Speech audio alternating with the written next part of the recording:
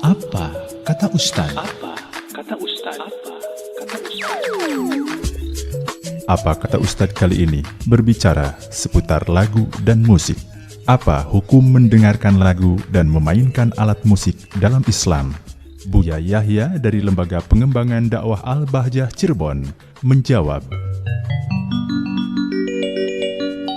Baik, kalau kita berbicara tentang musik, maksudnya lagu-lagu yang dengan musik ini kan? Yang dengan musik. Baik, ini kalau kita berbicara ini, Imam Ghazali mengisyaratkan dalam Ihya Ulumuddin, dan tidak pernah ada jawaban seperti yang pernah diisyaratkan oleh Imam Ghazali rahimahullah ta'ala dalam Adabus Sama' ya. Kalau kita berbicara tentang alat musik dan lagu-lagu, kita harus membicarakan tentang 5 hal. Yang pertama adalah urusan nasyid. Bagaimana hukumnya menyenandungkan lagu? Baik, jawabannya adalah jika lagu itu bukan kalimat yang jorok, maka hukumnya adalah boleh menyenandungkan syair. Rasulullah punya penyair namanya Hasan bin Thabit. Jadi menyenandungkan syair jelas boleh ya, asalkan syairnya baik untuk menyanjung Rasulullah, untuk memberikan semangat berjuang, semangat belajar, atau hal yang wajar membicarakan tentang keindahan alam, itu wajar. Asalkan bukan sesuatu yang jorok ya. Ini berarti hukumnya hukum lagu itu sendiri adalah boleh. Kemudian siapa yang menyenandungkannya? Ini harus dibahas. Bukan hanya ini halal haram, halal haram. Apalagi kadang-kadang dengan merendahkan orang lain. Haram ini gimana? Wah, di FM ada lagunya. Kadang-kadang ada orang begitu kan? Begitu cepatnya menghukumi ya, tanpa dilihat dari panjang lebar. Karena ada waktu kita kan ada radio di Cirebon juga. Ada tuduhan dari orang-orang begitu cepatnya mengatakan haram, haram, haram begitu ya. Dari orang-orang yang maaf ya, sebenarnya harus ada mukadimah di dalam memberikan jawaban. Baik. Yang kedua adalah siapa yang menyenandungkannya. Biarpun itu sholawat Nabi Sallallahu Alaihi Wasallam, akan tapi disenandungkan oleh seorang perempuan lengkot-lengkot ganjen di depan laki-laki, ayo boleh atau tidak? Kan begitu ya. Jadi siapa yang menandungkannya harus jelas. Kemudian yang ketiga adalah di mana tempatnya sholawat Nabi Sallallahu Alaihi Wasallam di depan para pemabuk pezina. Lihat kira-kira bagaimana di diskotik misalnya ada pezina pemabuk. Kira-kira pantas atau tidak? Kan begitu.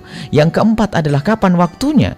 Jangan sampai ngawur, ganggu waktunya, yang rusak orang ya, bikin orang nggak bisa tidur, nggak bisa istirahat. Ini juga nggak benar, biarpun itu adalah senandung lagu yang bagus. Baik. Setelah itu baru kita berbicara tentang alat musik. Alat musik ini tidak ada hadis yang sahih yang disebutkan oleh para ulama tentang musik, kecuali satu hadis yang diriwayatkan oleh Imam Bukhari, ini hadis sahih, bahwasanya sayati zamanun ala ummati yuhillunal hirra wal khamra wal ma'azif, akan datang suatu masa umatku itu menghalalkan zina, menghalalkan khamr, dan menghalalkan ma'azif. Kita rinci. Kalau orang menghalalkan khamr, jelas keluar dari Islam. Karena khamr dilarang oleh Al-Quran ya, dan hadis Nabi. Zina dilarang oleh Al-Quran. Yang menghalalkan zina dan menghalalkan khamr, maka jelas itu pelanggaran dosa. Terkutuk itu orang, keluar dari Islam. Tapi ma'azif, kenapa ini ditaruh di sini? Apakah ma'azif ada larangan sebelumnya? Tidak ada larangan di dalam Al-Quran. Ma'azif itu apa sih? Alat yang melalaikan, alatullahi. Alat yang melalaikan seperti apa? Jadi kita harus membahasnya rinci dulu ini. Ini para ulama membahas tidak asal haram, halal. Dan ini isyarat dari Imam Ghazali rahimahullah dalam Ihya'nya. Bahwasanya misal ma'azif itu apa? Karena tidak pernah ada larangan ma'azif. Kalau masalah khamr dengan zina sudah jelas. Tapi ma'azif ini hukumnya seperti apa? Akhirnya ulama, ya sudah, karena ini dijajar dengan sesuatu yang haram, pasti ini adalah sesuatu yang tidak baik. Akhirnya baik ma'azif itu jadi haram. Tapi tentu haramnya tingkatannya tidak seperti zina sama khamr. Tapi keharamannya ini karena apa? Kan bukan larangan ini. Ini tidak ada larangan di sini. Tapi karena dijajar dengan sesuatu yang terlarang menjadi terlarang. Nah, ini ada iktiron di sini, ada karena dibarengkan dengan sesuatu yang haram jadi haram. Jadi nggak ada larangan. Nah, nggak ada larangan yang jelas di sini. Kemudian setelah itu, apa itu ma'azif? Jadi dari segi pelarangannya di sini adalah tidak seperti sejelas larangan khamr sama zina. Kemudian ma'azif itu apa? Alat lahu, alat yang melalaikan. Baik, apakah semua alat yang melalaikan itu haram? Ternyata Rasulullah juga memperkenankan dufuf, rebana. Ada sebagian seruling diperkenalkan Rasulullah SAW. Bahkan tidak semua lahu ternyata haram. Bahkan ada 3 lahu yang diperkenankan, bahkan sunnah, yaitu apa? Mudaba'atul mar'ati, mencumbui istrinya, dengan main kuda dan main panah, itu diperkenankan. Dan tidak semua lahu itu haram ternyata. Coba lihat, dunia itu apa? Lahun malaibun. Dunia itu adalah lahu, tapi ternyata banyak yang halal. Jadi ternyata tidak semua lahu itu adalah haram. Baik, ternyata di sini ada celah. Akan tetapi apapun bentuknya, ternyata ulama mengatakan alat musik itu haram. Tapi haramnya itu dicari taklilnya apa? Apakah karena sebuah nas disebutkan, atau ada taklil yang lain? Ternyata ulama, coba Ibnu Hajar membahas dalam kitab Tuhfahnya itu, dan juga para syurah menjelaskan, setelah diteliti dan dilacak, ternyata haramnya di sini ada taklil. Taklilnya apa? Da'bul fusak, karena yang namanya alat musik itu kebiasaannya orang fasik.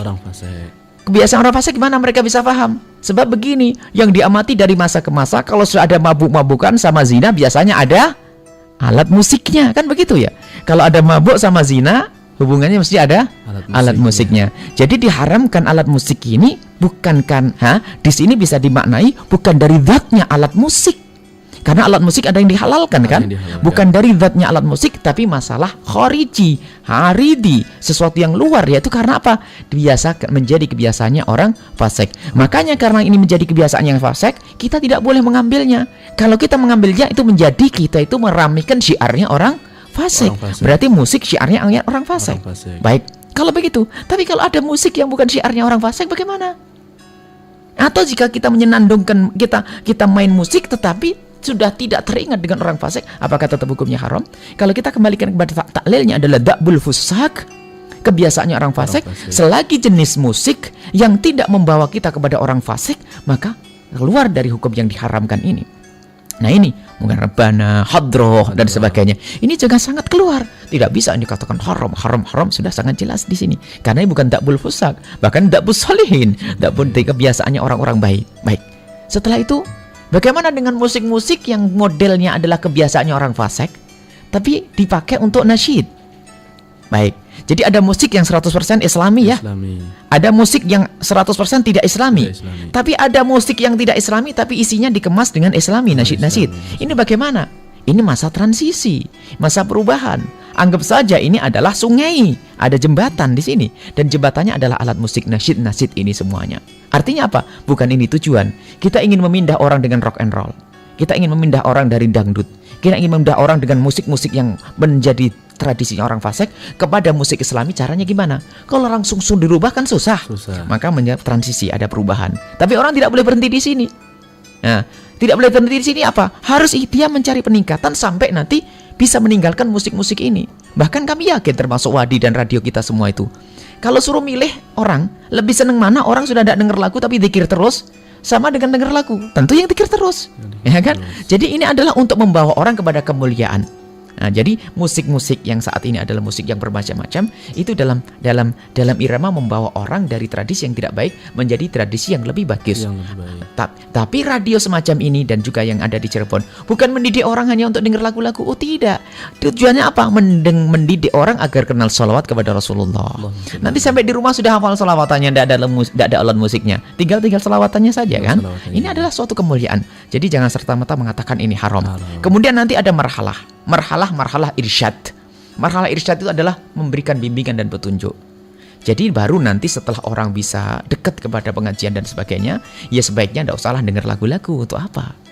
Dan bukan suatu kalau suruh milih mendengar lagu dengan tidak mendengar, mana yang lebih bagus? Zikir dengan dengar lagu? Ya jawabannya adalah zikir, tidak ada masalah. Dan para ulama pun kadang-kadang banyak.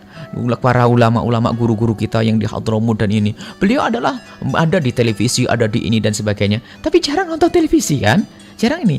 Tapi beliau mengisi acara itu karena kebutuhan orang, termasuk Wadi FM seperti ini. Karena orang butuh untuk memindah dari sebuah tradisi ke tradisi yang lebih bagus.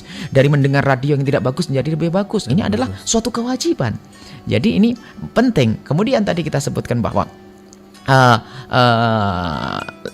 masalah marhalah irsyad, memberikan bimbingan petunjuk, ini kita arahkan kepada yang lebih bagus.